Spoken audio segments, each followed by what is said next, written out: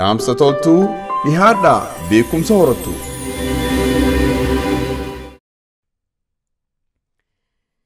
Gufuu fi gufaata fufiinsaa formaata daadarkaa mashaqqaa amna daanin cinne raafamtuu sin dhiifne qabattee shorroqaa garaarraa murattee kaayyoo qabattee keessa buburraaqaa sodaa luynaa dhiittee guyyuu waa barattee dirqiin dadaddaaqaa yooniif itti fufte osoo hin hiifanne guyyarraa carraaqaa osuma jettuuti abjuun ati qabdu bakka yaadde dhaqaa malee bakka teessee lubbuu sodaa keessee qalbii ta'e ifiraa gufuusi qunnamtuu qoreesse waraantuu tanaafi waan biraa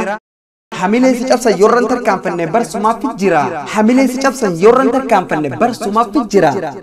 namni kaayyoo qabu ilaalchan gabaabsu fageessee waa arkaa duraa fi duuba isaa yaadaan ifirra waan hojii isa dhorkaa khufee guggufatee caphee yoo meelates amnasaa hin dhiisu hiixachaa tirachaa hoggas lafaa haa bakka kufen ciisu lallaafaa dadhabaa hifataa kashlabbeen nama kaayyoon qabne kakkasii maal godha hammeef jijjiiruu tun itti mul'anne namni kaayyoon qabne ifuu quban qabu qilleensaa deemaani haanii kaan hordofee osoo qalbii hiruu if dhaba yaadaanii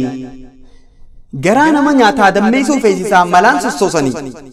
nama akkasii gartan dhaamsa kiyya kana naagahaan biraanii garaa nama nyaataa dammeessuu feesisaa malaan sossoosanii nama akkasii gartan dhaamsa kiyya kana naagahaan biraanii hayyegaa obboleeyyan kiyya kabajamoo qaqqaalii galatoomaa assalaamu alaykum wa rahmatullaahi wa barakaatuh obboleeyyan kiyya akkamnaaf jirtan isiniin jecha galatoomaa arraaftanumaan qabadhee dhiyaadhee inshaallah haaluma kanaan boruus wal argina walaloo biraatiin wal argina isinis akkaaniif hujii tana cimsee itti fufuu yoo barbaaddan like share godhuun nan dagatina